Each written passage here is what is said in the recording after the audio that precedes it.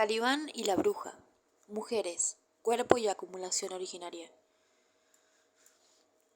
Desde Marx, estudiar la génesis del capitalismo ha sido un paso obligado para aquellos activistas y académicos convencidos de que la primera tarea en la agenda de la humanidad es la construcción de una alternativa a la sociedad capitalista.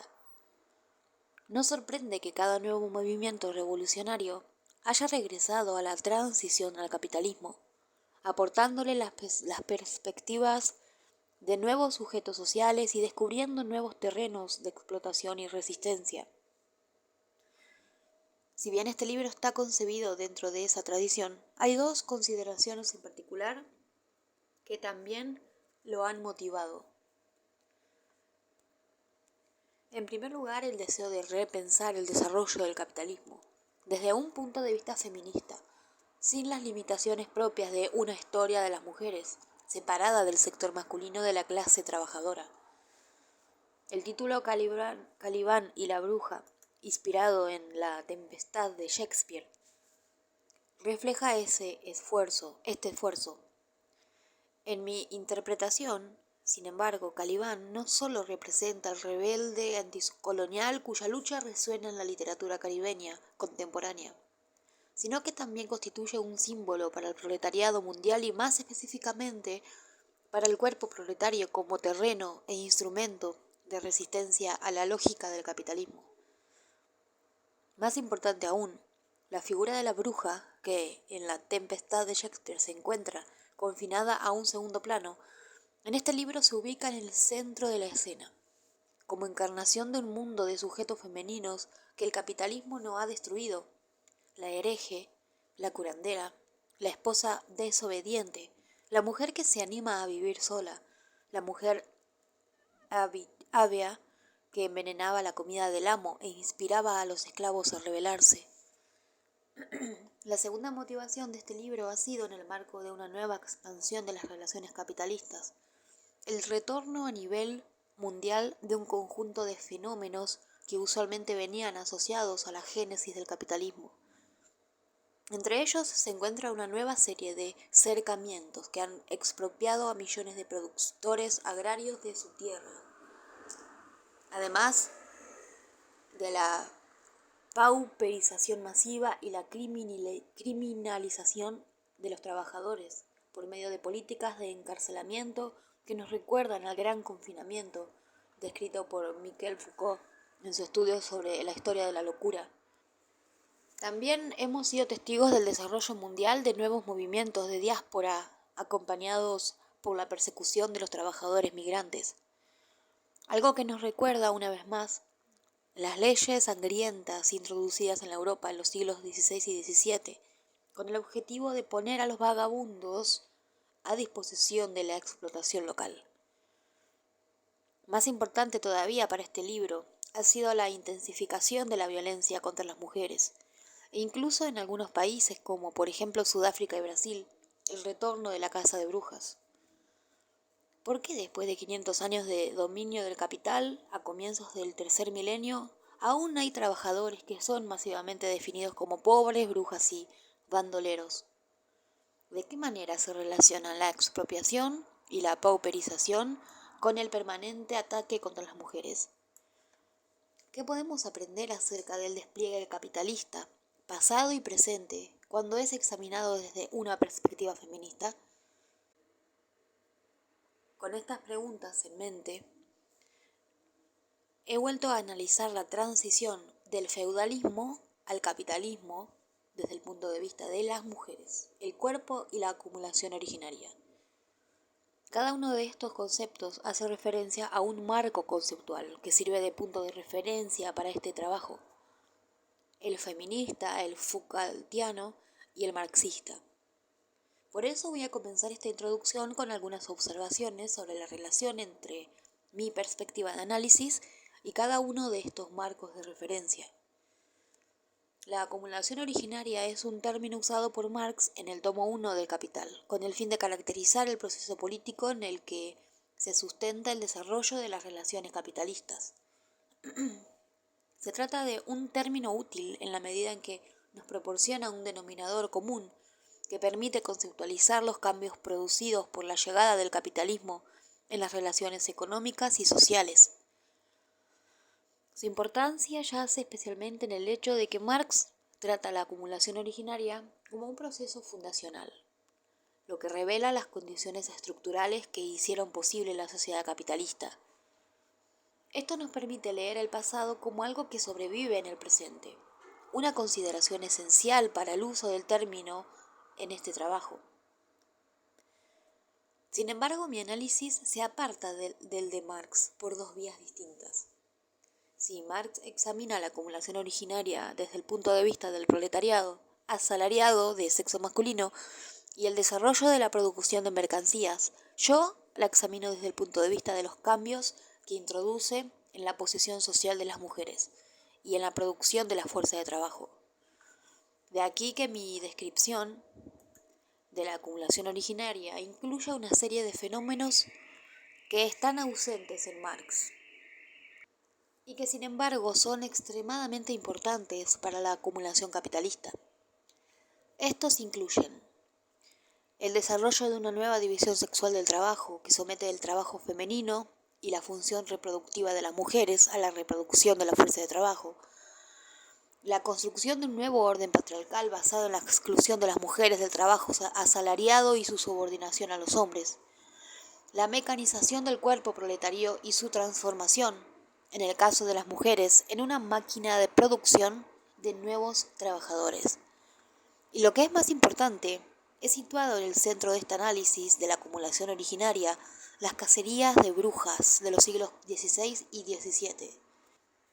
Sostengo aquí que la persecución de brujas, tanto en Europa como en el Nuevo Mundo, fue tan importante para el desarrollo del capitalismo como la colonización y como la expropiación del campesinado europeo de sus tierras. Este análisis se diferencia también del de Marx en su evaluación del legado y de la función de la acumulación originaria. Si bien Marx era agudamente consciente del carácter criminal del desarrollo capitalista, su historia, declaró, está escrita en los anales de la humanidad con letras de fuego y sangre. No cabe duda de que lo consideraba como un paso necesario en el proceso de liberación humana. Creía que acababa con la propiedad en pequeña escala e incrementaba, hasta un grado no alcanzado por ningún otro sistema económico, la capacidad productiva del trabajo, creando las condiciones materiales para liberar a la humanidad de la escasez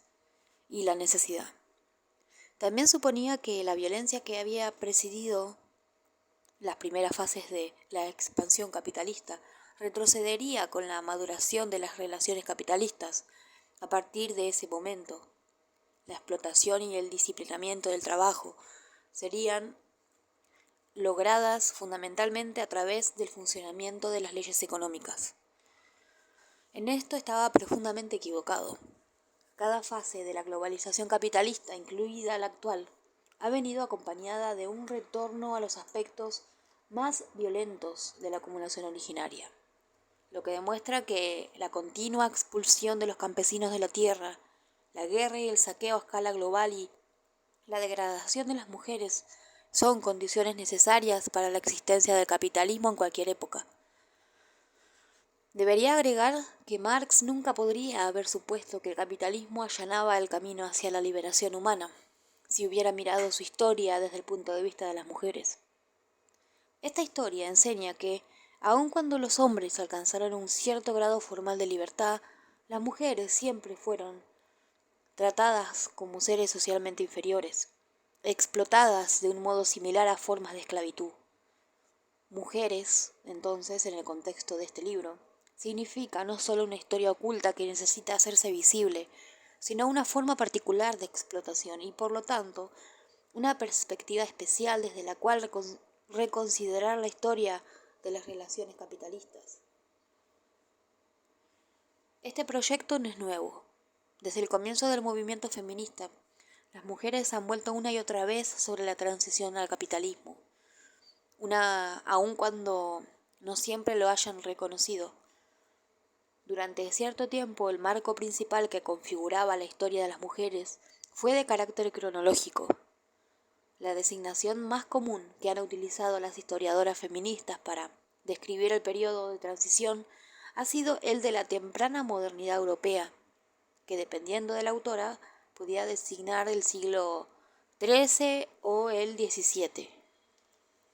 En los años 80, sin embargo, aparecieron una serie de trabajos que asumieron una perspectiva más crítica. Entre estos estaban los ensayos de Joan Kelly sobre el Renacimiento y las querelles de Femmes, la muerte de naturaleza. Bueno, y un montón más. A estos trabajos debemos agregar una gran cantidad de monografías que a lo largo de las últimas 2 décadas han reconstruido la presencia de las mujeres en las economías rural y urbana de la Europa medieval y moderna, así como la vasta literatura y trabajo de documentación que se ha realizado sobre la caza de brujas y la vida de las mujeres en la América precolonial y las islas del Caribe. Entre estos últimos quiero recordar especialmente The Moon, The Sun and the Witch, La Luna, el Sol y las Brujas, de Irene Silverblatt. El primer informe sobre la caza de brujas en el Perú colonial. Rebeldes Naturales, una historia social de bárbaros, de Hilary Buckles, que junto con Slave Women y Caribbean Society, Mujeres esclavas en la sociedad caribeña, de Barbara Bush, se encuentra entre los textos más importantes que se han escrito sobre la historia de las mujeres esclavizadas en las plantaciones del Caribe. Esta producción académica ha confirmado que la reconstrucción de la historia de las mujeres o la mirada de la historia hacia un punto de vista femenino implica una redefinición de las categorías históricas aceptadas, que visibilice las estructuras ocultas de dominación y explotación. De este modo, el ensayo de Kelly, en 1984, ¿tuvieron las mujeres un renacimiento?, debilitó la periodización histórica clásica que celebra el Renacimiento como un ejemplo excepcional de hazaña cultural. Merchant cuestionó la creencia en el carácter socialmente progresista de la revolución científica,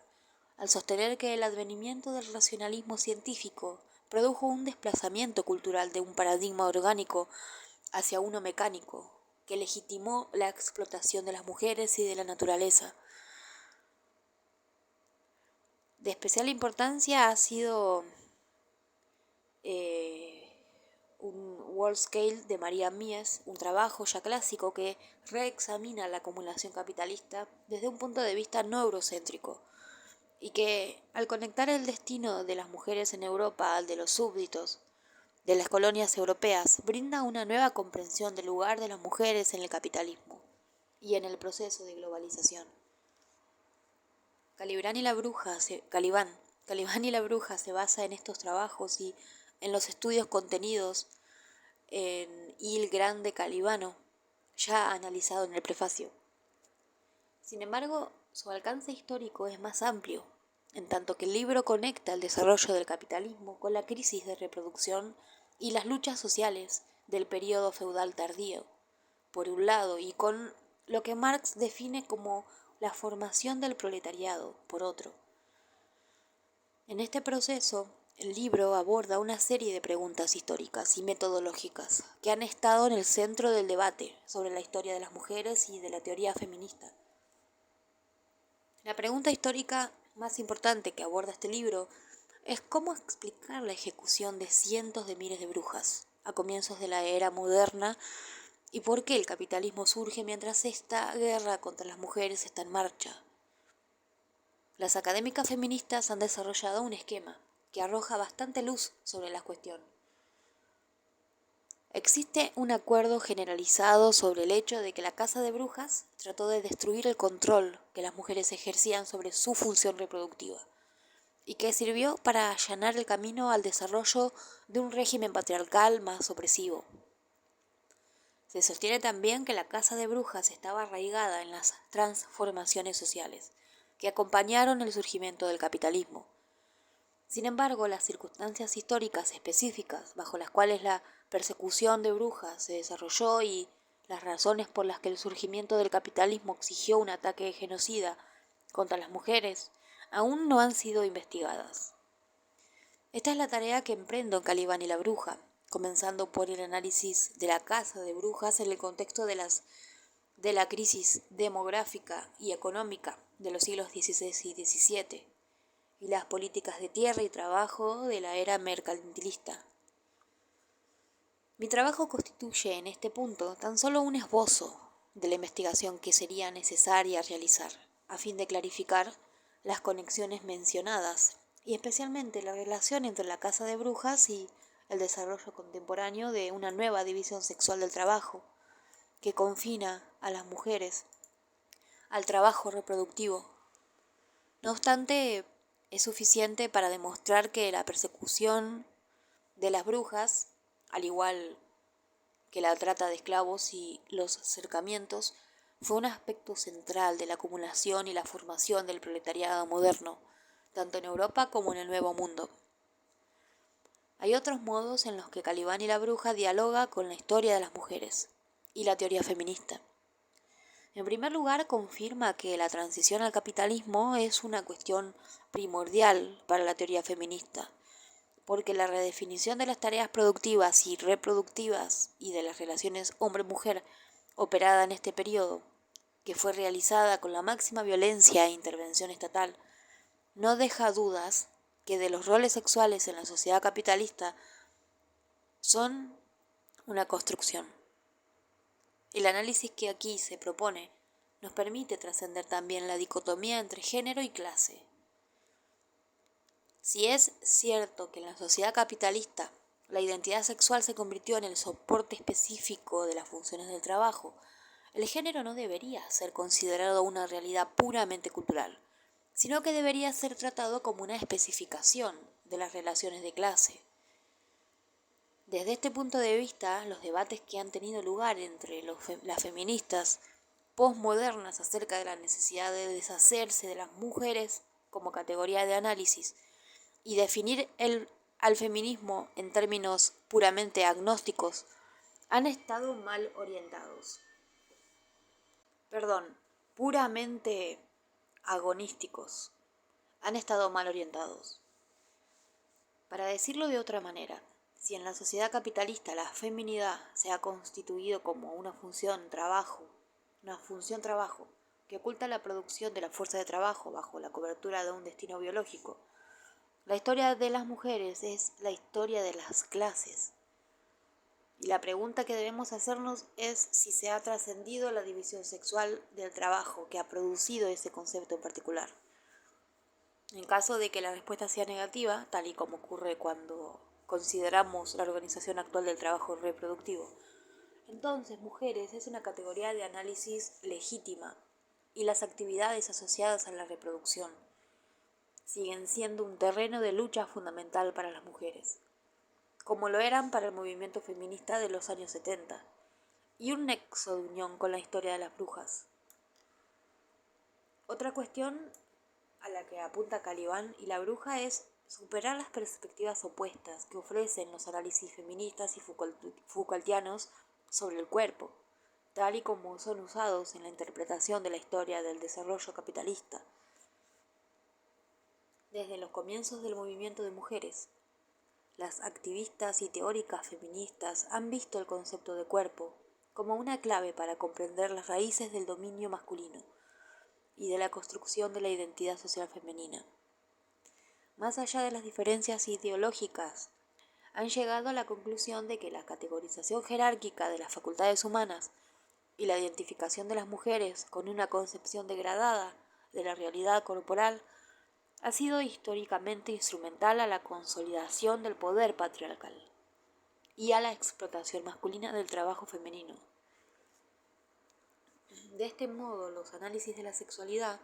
la procreación y la maternidad se han puesto en el centro de la teoría feminista y de la historia de las mujeres.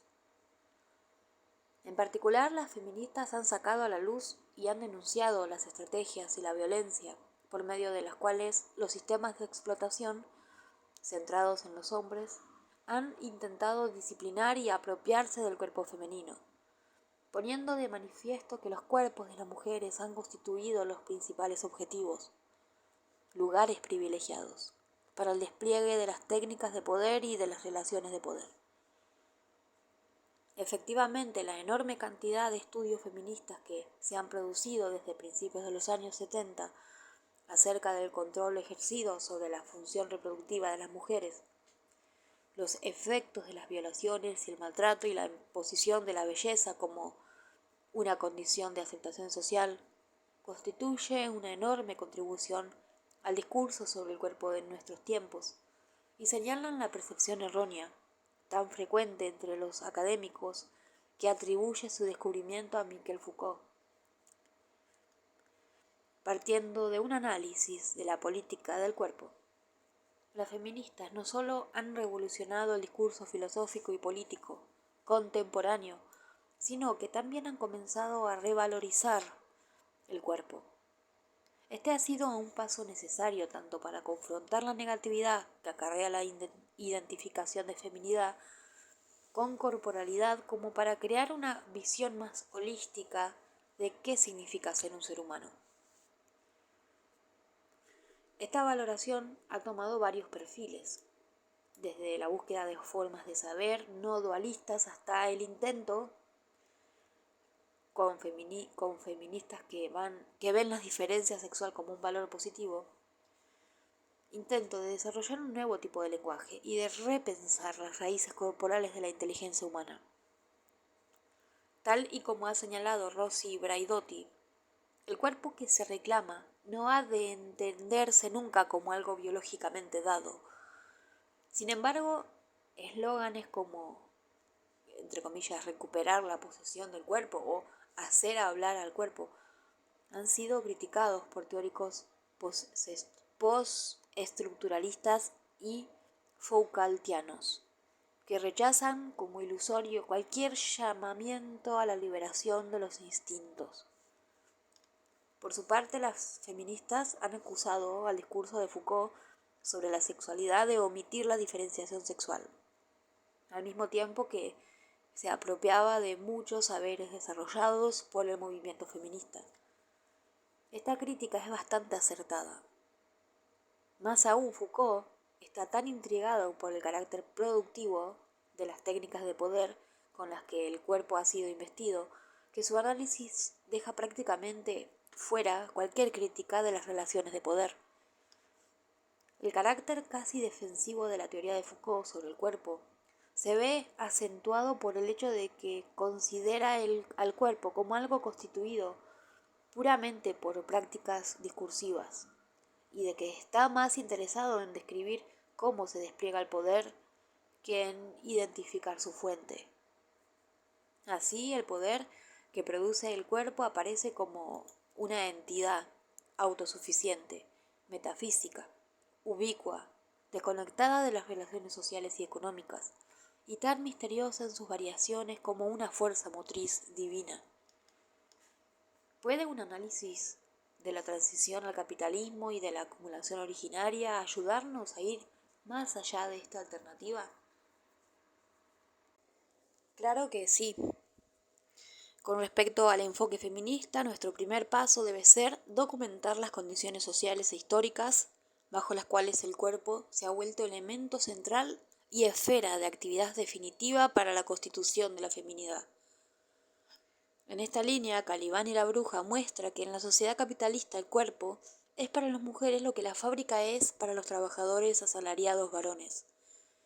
el principal terreno de su explotación y resistencia,